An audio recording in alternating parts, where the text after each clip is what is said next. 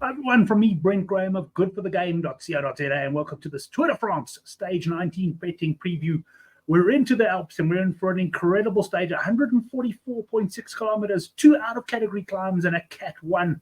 It's going to be absolutely unbelievable racing, but we'll get into that in just a few minutes' time. A reminder, if you do enjoy these shows, hit the subscribe button, hit the bell, and you'll be notified when we upload or go live. And also give us a like, it really helps the channel a lot. Right, let's talk about stage 18. As expected, we got a big battle for the breakaway. It took a long time to go, but when it went, it was a massive break that went up the road, and eventually that break began attacking each other, and ultimately we had 3 riders go clear, and they ended up fighting out of the stage. Victor Campenerts, what an absolute beauty you are. I must admit, kicking myself a little bit. If you watched all of these videos, I think it was about stage 4, I noticed how strong Campenerts was looking in the mountains, and I said he'd be one to watch late in the tour. Unfortunately, I didn't back him, but well done to Accurate Lem on Twitter. He's also on my WhatsApp group. He took him in running at 80 to 1, a cracking price there, and very well done. Vircha from Total Energies in a second, and Kwiatkowski, who made most of the running in that front group and made the decisive break, he finished third. Just looking further down that list, Jai Hindley, Southpaw in our forum, was only about 150 to 1. He gave him a good run for his money, but I was a bit surprised to see him up there. I thought he would focus on the high mountain stages, but hopefully a sign that he's feeling very strong. Michael Matthews, well, I had him in that match bet with Wout van Aert. Can you believe the pair finished together and Wout van Aert just snuck it? So my run of poor form of late, unfortunately, continues. Also had Matthews for the win, as well as Aramburu. So I had 3 of them there in the break. Unfortunately, none of them are doing the business. There was no action in the yellow jersey general classification battle. Pogacar still leads by 3:11 with from Vingegaard, with Remco almost a further 2 minutes back there. The things are going to change. Let's put it this way: over the next couple of days, no doubt about it. Pogacar, he's 1 to 20. That's a 5% return on your money, short from 7% overnight. Biniam Gamay didn't contest the green jersey sprint, but neither did Philipsen. And that means that barring Gourmet falling off the bike or falling ill, he's going to win this green jersey, because Philipsen is not going to be able to contest both of the intermediate sprints, and he certainly won't be contesting the stage victories. So that 1 to 25 is actually not a bad price if you like short prices. That's a 4% return on your money.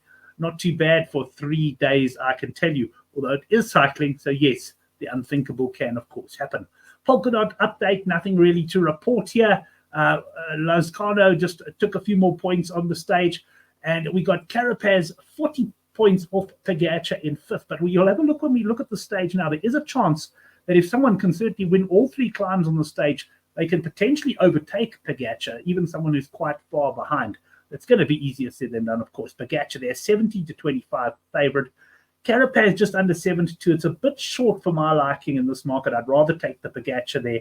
Just others to mention here would be Simon Yates at 56 to 1 and Felix Gal 110 to 1. Why am I mentioning him? Because I backed him up front. Has he given me any reason to think he could take the King of the Mountains? No, he hasn't, but I'm keeping the faith. Right, let's have a look at the stage. It's only 144.6 kilometers, but wow, it's going to be a very, very exciting stage. A bit of a rolling start here for the first 20 kilometers when we've got the sprint. So we can expect Philipsen and Gourmet to contest that sprint. I would imagine that the break wouldn't have gone by that point. So I think we're going to possibly even have Philipsen's team look to keep it together. In all likelihood, they will do the sprint. And then I expect the break to go on the out-of-category Col de Vars. It's 18.8 kilometers at 5.7%. We'll have a look at the gradients a bit now. There's some steep gradients. You'll notice just halfway up the climb, there's a sort of like a plateau there, which of course brings that percentage down, makes it sound like less of a brutal climb than it is. They then descend and then go up this incredible climb. I don't know how you pronounce it. I'll have a go. Quima de la Bonnet. Well, this is 22.9 kilometers at 6.9%. We'll have a look at that one a little closer now as well. I can tell you this is double points in the King of the Mountains. It's the only race that's got double points. So if you 20 points to the guy who finishes on top, double that to 40. You can see that Pogacar's lead in the King of the Mountains could be cut very, very quickly. We then have the Cat 1 SLO 2000. That's, of course, just worth 10 points from the King of the Mountains point of view. Before they get there, they go a long descent and a sort of a bit of a valley road. So going to be interesting to see what sort of tactics play out. We're going to come back to this. Let me first take you through the mountains. There's our first climb. pretty steep. And now where you see the black is where you get very steep sort of inclines in the region of 9 and 10%. You'll see it flattens out there. And then near the top, we got 4.3, 6.5, and 4.6. So nothing too hectic there. Most of the steep slopes really down towards the bottom. Let's have a look at the big one, though. This is the double pointer. And you'll see plenty of red and quite a bit of black, very little blue and green on this one. And have a look at that last kilometer, 10.3% average. So if there is a bit of general classification action up this climb, it's certainly a place where someone can attack. Now, I would only attack if I've got a teammate up the road who can drop back and help me, because it's quite a long ride to the base of the next climb, albeit most of it is a downhill. And there's our final climb. It also goes up above 2,000 meters altitude, a factor here. Let's just pop back to that penultimate climb. You see 2,802 meters. It's an absolute brute. This climb also goes above 2,000, and you can see the harder part of this climb is at the bottom. So if you're going to get a guy like Vingegaard looking to attack the Pogačar, he's going to have to go early, because once you get onto the more gentle slopes, it's going to be very, very hard to shrug them. But let's go back to the stage itself and talk a little bit of tactics here. We're going to get a break, a racing to go away, bearing in mind it's a short stage, and if there's a long battle to get into the break, by the time the break goes, they're not going to have much time to build a big lead. I also don't think that the general classification battle is going to switch off at any stage. Let's start with the Visma Lisa bike. At the end of the day, if Vingegaard does want to try and win this Tour de France, he has to make something happen on this stage. I think this stage is more likely to have gaps in, or big gaps in, than Saturday's stage. That means his team are going to have to make it tough, which means that the break is really going to struggle to stay clear. The problem is, though, is his team strong enough to make it that tough? He does have a decent team, but over these sort of mountains, there's only a couple of guys in his team who can really do the work. Guys like Kelderman and Jorgensen, I forgot the name there for a second, that can do the work. Also interesting to note over the last couple of days that Wout van Aert has been in the break to go for stages. Tish Benoot's gone for a stage. I forget the guy's name, actually. Not one of the better-known guys who was also in the break today. But does that tell you perhaps that they don't want to put all the eggs in the Vingegaard basket, and perhaps are losing a little bit of faith in him? He, of course, did suffer a little bit the other day when Evenepoel put a few seconds into him. So very interesting to see. You'd think they're going to make it tough. But if they decide that Vingegaard's not at his best, or if he's not at his best, maybe they ride this a little bit more defensively than you would expect. That being said, I would expect that possibly up penultimate climb, if Pogačar senses that Vingegaard may not be that strong and they're not going to push that hard on the stage, I wouldn't be surprised if he gets his UAE team to do some work at the front. And then, of course, you get Remco Evenepoel, who is starting to look very strong. This is the sort of stage that historically he's struggled on, but he does appear to have taken a step up as far as Grand Tour levels go. And he must have his eye on second place, in the sense that if Vingegaard is showing some weakness, he's got to try and exploit it. So don't be surprised if he attacks on the penultimate climb, the De La Bonnet, and possibly even sends a lander up the road. And that's another thing that's going to be very interesting on this stage. Will the teams get riders into the break? I'm expecting Visma, I'm expecting UAE, and I'm expecting Quick-Step to all try and get riders up the road. It might even be possible on the big climb in the middle there for some of their sort of first lieutenants to go up the road. Guys like Lander. In UAE's case, we could get the likes of Yates or Almeida even being sent up the road. And for Visma, potentially Jorgensen or Kelderman. But I think Visma will probably have to rely on getting someone like a Wout van Aert in the early break, someone who can drop back and pace you over this last section. Bottom line, this is a stage not to be missed. We'll have a look at the betting now. And you'll see there's no surprise who the favorite is in the betting, and that is Pogačar. Now, I can tell you he's generally around 17 to 20, so this 11 to 10 at Boyles is certainly a good price. Of course, you might be tempted by the 17 to 20 at World Sports Betting with their money back for second, because you'd think there's a very good chance that Pogačar, if he is beaten into second place. So you can consider that. And look, if you're going to put a gun to my head, who's going to win this stage? I'm telling you, it's Tadej Pogačar.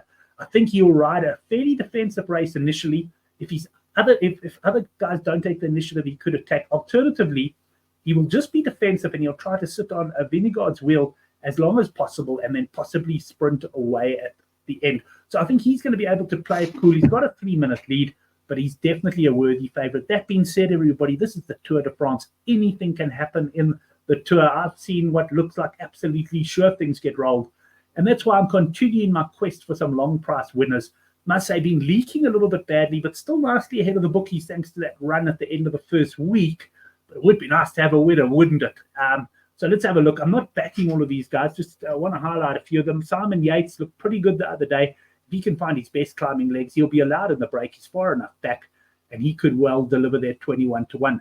Jai Hindley, a little bit surprised he was in the break on stage 18, and I suspect he might be saving himself for Saturday's 20th stage, but certainly looks to be climbing into some good form. But Trago, he and Felix Gall, both far enough back that the likes of Vingegaard and Pogačar that won't worry if they attack or even go in the early morning break. Now, I can barely separate those riders, but I'm just going for Felix Gall here because Gall has done, when I say he's done nothing, full credit to him. He's sitting 11th, I think. He's ridden a good tour. But come on, man, you got to make a bit of a name for yourself. Go in the break, try and win the stage, and maybe take some King of the Mountain points along the way. Ciccone has shown a bit of aggression. I'm just not sure he's going to be able to, well, if he gets into the break, he's got every chance of finishing it. I'm not so sure I'd back him from a late break, although he's certainly probably going to try. And here's the fancy for me on this stage. Adam Yates at 66-1. Of course, he's Pogačar's teammate. He might have to work. In fact, he probably will have to work for Pogačar. But I think there's a chance, particularly on the out of category climb, the Bonnet. I think there's a chance that, for example, Pogačar could give Yates a signal to go over the top and attack, potentially with the idea of riding up to him. And you never know, that situation may not arise and Yates can just continue. Or even on the last climb, potentially there's a chance of a little bit of poker between Vingegaard and Pogačar. Pogačar sends Yates up the road, as he did when he bridged across him to win the stage early on, I think, well, last week, I think it was, or earlier this week. And who knows, though, maybe he doesn't bridge across and Yates goes on. So 66-1, I'm going to have a nibble there. And similar thoughts about Landa, who I think is riding very well at the moment. I've also got Boyles working out a nice boost for me on this double. I've got Remco over Vingegaard. Vingegaard showing some signs of weakness. I've just got a feeling he might be ready to go pop. He probably proved me horribly wrong, but I think Remco might put some time into him tomorrow, and I've got him as the first leg. And then Landa against Rodriguez. I expected Rodriguez to get stronger as the tour entered the third week. He's disappointed me a bit, but Landa has looked very good indeed. And I also have a feeling he might get a little bit of leeway. I'll have that up tomorrow on the Good for the Game site. I'll put it in the comments section as well. But the direct link, if you want to go and see it in the morning, is in the description box below. Right, let's get into my stage 19 bets. I'm going a half a unit, Felix Gall at 53-1, half a unit, Adam Yates at 66-1. Make sure it's Adam. No harm backing Simon, but you're not going to get 66-1. And then half a unit, Mikel Landa, always been one of my favorite riders. He's 135-1. I'm just throwing 1.5 units looking to beat Pogačar, who I do expect to win the stage. So let me stay that right up front. There's my boost. Evenepoel over Vingegaard onto Landa over Rodriguez. I can tell you at the moment at Boyles it's trading just under 7-2. These prices do tend to move overnight, and I'll be happy if I can get anywhere around 7-2 on this one. It's 3-1 and shorter at some of the other bookies.